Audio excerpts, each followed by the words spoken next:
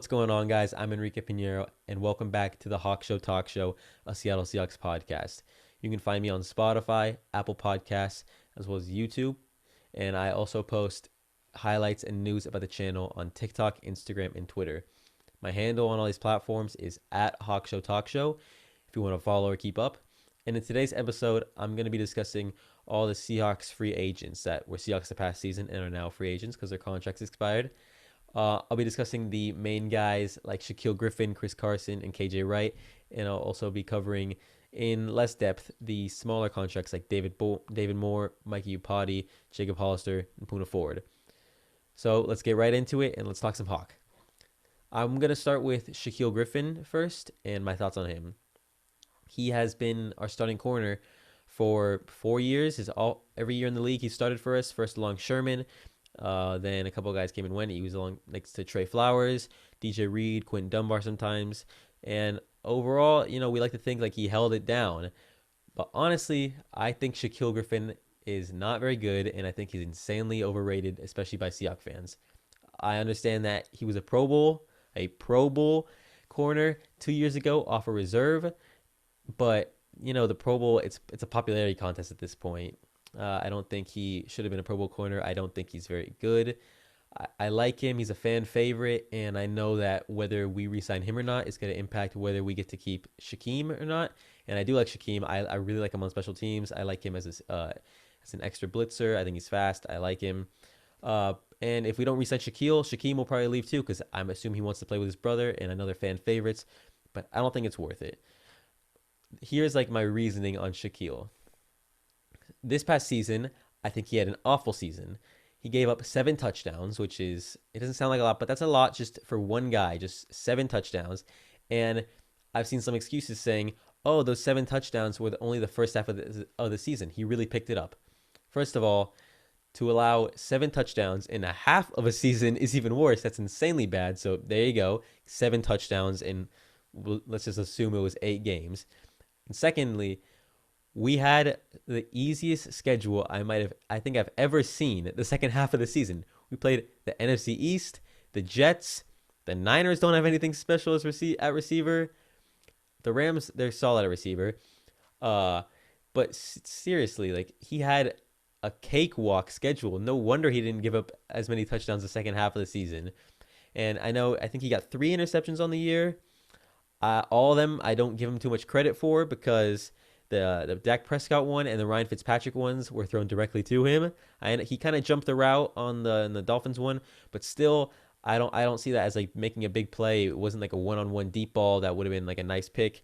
And then the one against Dwayne Haskins, the football team, it was tipped in the air. It bounced right up to him. So again, I don't give him too much credit on this past season. I think it was a bad season, and I think he's gonna overrate himself because everyone wants to get paid. 2 seasons ago, I don't remember anything specifically. I didn't think he was that bad. I didn't think much of him 2 seasons ago. Trey Flowers was the main corner of my mind 2 seasons ago, especially in that Packers game. And then similar to that Packers game, how Trey Flowers got cooked that entire game, Shaquill Griffin got cooked the entire game in the Cowboys wild card 3 seasons ago. I blame that entire game on Shaquill Griffin. He got cooked by Gallup, Amari Cooper, even got stiff-armed by Zeke. I think he's that and maybe play calling were the only 2 reasons that we lost that Cowboys game. We definitely should have won that game. But anyways, he's definitely picked it up as of late, but I still don't think he's that good. And the main reason I don't want to re-sign him is because of how highly he values himself. I know he's liked some tweets saying that he's going to get paid big this season. There is some talk that he might get the franchise tag, which I don't see us doing. We never franchise tag players. But if he does, we'd be paying him 15.7 point something mil. That's probably like 9 mil more than I want to pay Shaquill Griffin. I know that's not fair to me. He probably deserves around 8 mil, but I don't want to pay him anything. I'm cool with him walking. I think we showed that DJ Reed is much better. DJ Reed's a stud. He's gonna be great. And something about DJ Reed that I like more than Shaquill Griffin is DJ Reed plays with like a confidence that I really like out there. He's cocky and it's good, especially we saw against the football team. DJ Reed was talking that talk, he got in their heads and he played well. And a lot of good corners today do that, like Ramsey, like Gilmore, like Marcus Peters, and they're really cocky and it kind of pays off. You know, you play with confidence, you play better. And I don't see that with Shaquill. I think Shaquill looks kind of not scared, but he doesn't always look like he knows what he's doing out there. And a lot of the times he doesn't really turn his head around and it doesn't get called too often. There was a big one against the Jets, I remember, that he didn't turn his head around and nothing got called. I thought that should have been a PI, but you know, it's good for us at the time. But seriously, I really, really, really think Shaquill Griffin should walk. We should let him walk. I don't see any reason for re-signing him other than if we want to go down the road of, you know, for publicity or just for the fans. I don't think we should re-sign Shaquill Griffin. So that's that. I'd rather go for someone in free agency. Maybe Trey Flowers really picked it up the second half of the season, especially in that Cardinals game, the Thursday Night Football. He clamped up D Hop like that entire game. Uh, Even though Trey Flowers has low moments, the Packers game, the Cowboys game this past year, he picked it up this season. He proved me really wrong. And worst case scenario, I'd rather have DJ Reed and Trey Flowers out there. Not saying Trey Flowers is better than Shaquill Griffin, but I'd rather save what 8-10 mil and have Trey Flowers instead of having Shaquill Griffin. So that's that. Shaquill Griffin, bye bye. Now let's talk about Chris Carson. I love you, Chris Carson. If you're watching this, which you're not, but I love you, Chris Carson. I think you are the second best trucking back in the league after Derrick Henry, the best in the NFC. We can say that. I think he's so good. I think he's shown that he's the second best trucking back in the league. And in games like the Vikings game, he absolutely carried Harrison Smith. The Eagles game, I don't know who it was, but he was just running guys over. And he's done it for years. He always, like 3 seasons ago, the Chiefs game at the 1 yard line, or the Bucks game 2 seasons ago where he fumbled at the end of the run, but it went out of bounds. But that run was crazy. He has so many crazy runs. The awesome the flip against the Panthers 3 seasons ago. There's just so many instances of Chris Carson being an absolute beast, and I think we underrate him insanely. So honestly, and with running backs, they're going to be cheaper. So that's why I'm also more open to it. I would give him 6 mil, 7, 8. I give him around there. I think he could be a key component into us winning, into us, you know, I want to win a Super Bowl. And I think he also really stepped it up this year. Apart from injuries, he was pretty injury prone this year. The only thing I don't understand is he came back at one point and we said he was 100%, and we had Carlos Hyde in way more than Chris Carson in the second half of the season when Chris Carson was back. So maybe he wasn't at 100% and we were just being told that, or maybe Pete was kind of trying to transition into not having Chris Carson because he was planning not to have him, or maybe Pete was just being Pete and doing random stuff and having having Carlos Hyde in when Chris Carson was healthy. So my overall analysis of it is that Chris Carson is 100% worth re-signing. I think he's amazing, and he's injury prone. That's the main downside of him, but I think he's worth re-signing. Do I expect it to happen though? No. I really would love to keep Chris Carson, but I do not see it happening. I don't think the coaching staff really values him that highly, which is sad in my opinion, because I think he's a beast. I think he can really run guys over. I think he's great, but also this past season he fumbled way less than the year before, which was the main issue with him, and he really stepped it up in the receiving game. I don't know how many receiving touchdowns he had. I know he had 2 week 1 against the Falcons, but he really stepped it up in the receiving game this year. I think he's definitely worth re-signing. And now I'm going to talk about KJ Wright, which is, you know, Shaquill Griffin, I was way against it. Chris Carson, I was way for it. And KJ Wright's a little bit in the middle. So he's not that old. He's 30-something. 31, I believe, which is like Bobby's age. And, you know, Bobby's still killing it in his prime. And KJ Wright just came off his best season. He had 10 passes, 10 passes defensed, 10 pass, and 10 tackles for loss, which I'm not going to lie, he's really milking that stat. Anytime I see a KJ Wright interview or KJ Wright post, he brings up, he's like, oh, I got 10 and 10, like nobody else did that. And that's great. But I don't know. Let's not act like those passes defense were that crazy. I can think of 4 dropped picks off the top of my head by KJ Wright. That balls were just thrown right to him and they bounced off his hands. I think I might have seen that as a pregame ritual. He dipped his hands in what cement, but I don't know about that. Sorry, but especially against the Dolphins, I think he had 3 dropped picks. So I don't know. I wouldn't go crazy about the PDs. Tackle for losses, that's great. That's really good, and I value that. But the way that KJ Wright has been kind of hyping himself up as of recent, I understand every player is gonna hype themselves up. They're gonna want to get more money for themselves. But he said in an interview that there's not even a chance he takes a hometown discount. What the heck? Like that's annoying. I know he's trying to plan for his future. He doesn't have that many years left in the tank. But the way that he values himself, sadly, I would say I do not think we should re-sign him.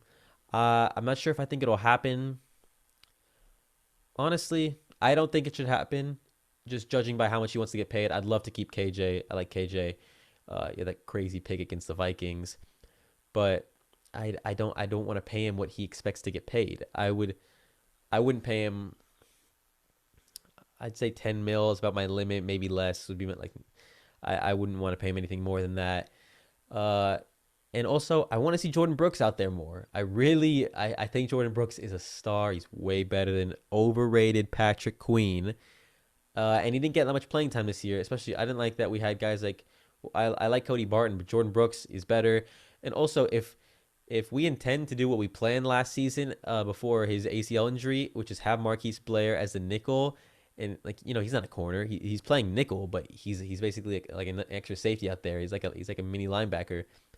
I 100% love that. If he can get back from injury and Marquise Blair can be that Bam Bam Cam 2.0 that he is, I would like to have like 2 safeties, 2 corners, 40 linemen. That's 8, and then just Bobby Brooks Blair lurk in the middle. I think that'd be great.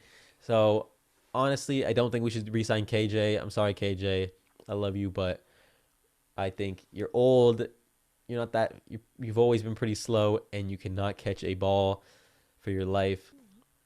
And the way that you value yourself, I don't think it's worth re-signing. Now, do I think it'll happen?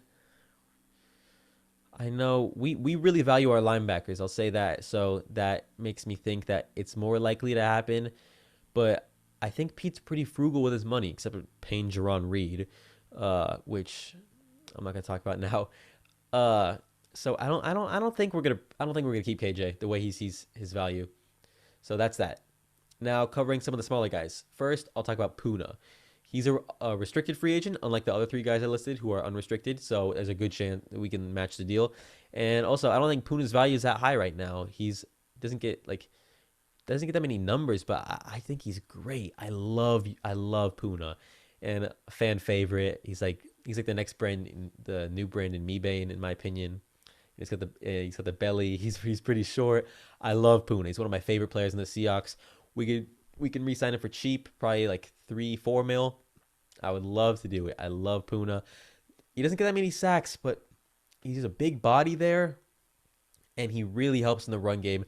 And also, one of my favorite plays of the season is Shaquill Griffin gets absolutely cooked by Josh Reynolds, misses a tackle, and then Poona Ford makes the chase down tackle.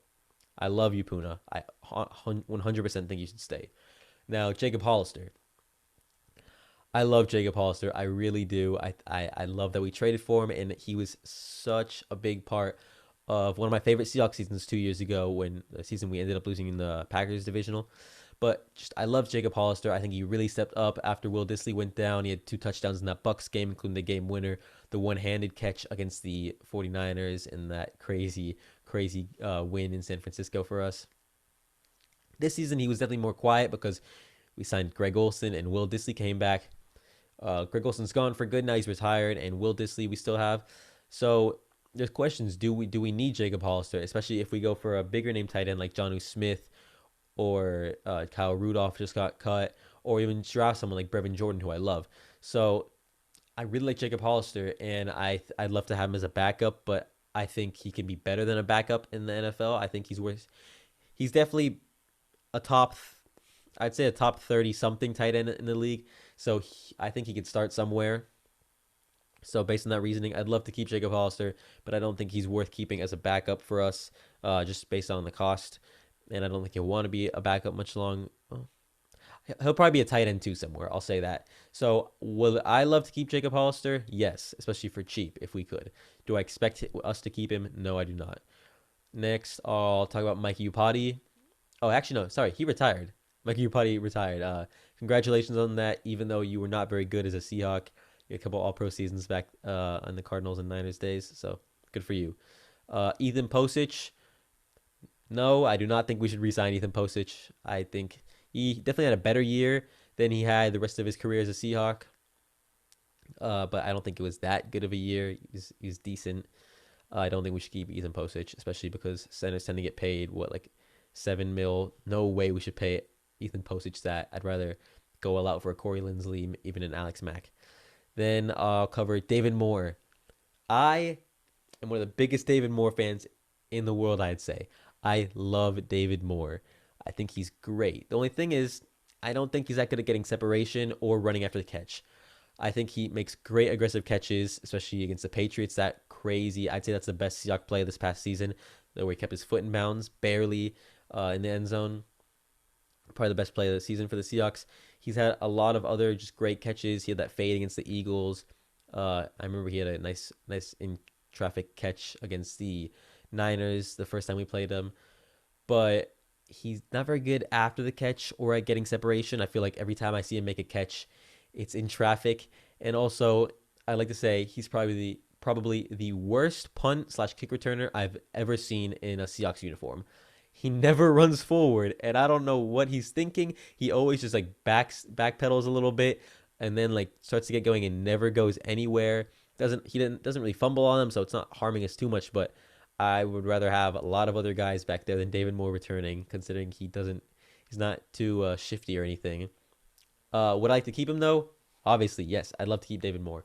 However, I would prefer if he was a wide receiver 4. I don't think he's really the wide receiver 3 if we intend to win a Super Bowl, if we're in win now mode, like I think we should be.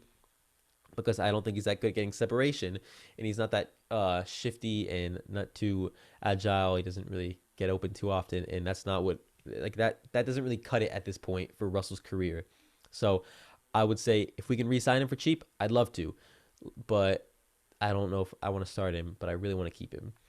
Then Josh Gordon. I'm also probably one of the biggest Josh Gordon fans in the world. I own a Josh Gordon Seattle Seahawks jersey, which I custom ordered before he got suspended 2 seasons ago. It was literally hours after that Panthers game where he made the crazy catch, and he threw an interception in that game too. I love Josh Gordon. I hope he gets reinstated, and I think he's still got some gas in the tank to play as a wide receiver 3. But Josh Gordon signed with the fan-controlled football league. I think it's called with like the Zappers or something. He wanted to team up with Johnny Manziel. So that's a big disappointment. I don't blame him entirely because Roger Goodell has a deep hatred for him and will not let him play. But it's just sad to see because I really think he could have had a great career. I still hope he can come back to the Seahawks or just the NFL in general. But weed is legal now in the NFL. I'm sorry. So you think like, oh, so he can play now, but there's different restrictions for him. He's on probations. He's been suspended too many times, and I understand some of that, but I think Goodell has taken it too far. I don't see why a guy suspended like so many, like even seasons worth for weed when Myles Garrett like assaulted Mason Rudolph and got like 6 games for it. So I don't know about that. And then we have a ton of small name guys that are free agents that we'll see. We'll figure those out. I'm not going to get into those. The only one I want to cover is Ryan Neal because I love Ryan Neal. I think he really had a nice breakout season this year. I think we'll keep him because I think he'll be dirt cheap, and I hope to keep him.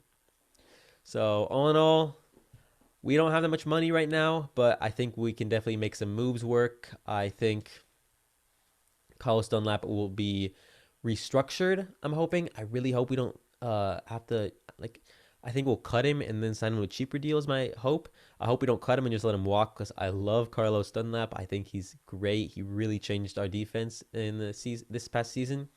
But 14 mil is a hefty price for him. I don't know if he deserves that much, especially at this age. So I'd like to restructure that. I'd really like to restructure Jerron Reed because I don't think he's very special. I think Jerron Reed is a little overhyped because of the sacks that he's gotten. But if you look at the numbers, the only time he really gets sacks, or like, his main stat, is when he lined up alongside Frank Clark and Carlos Dunlap. Every time he was with anyone else, he did not have good seasons. So I don't think he's worth that 11.5 mil a year he's getting right now. I don't know. I think the cap hits 8 mil. So I like to restructure that. Maybe even trade Jerron Reed. I apologize. I'm sorry, Jerron Reed, but I don't know if we're really getting what we're paying for with you. And then I don't know. There's a lot of guys we can extend, like Jamal, Quandre. A lot of we could even extend Dunlap that could save us money. And we got to make these moves because I really want us to go hot, like really want us to have a great free agency this year. And I'll cover that in an episode. Some free agents I'd like. But for now, keep Chris Carson. Let KJ and Shaquill Griffin walk. And then the smaller guys, we'll figure it out. I'd like to keep David Moore. I'd like to keep Hollister. And some other guys that I covered earlier. But we'll see how it goes. I'm hoping for the best. John and Pete. Usually free agency doesn't go too well, but usually the offseason in all, after trades and the draft, goes pretty well. So we'll put our trust in them, even though I'm not the biggest Pete fan right now. But we'll see how it goes. Anyways, that's all for today, guys. Thank you so much for listening or watching. If you're, depending on what platform you're watching on, leave a comment of what you want to see me cover next in an episode. And yeah, that's it. Thank you for watching, guys. Peace.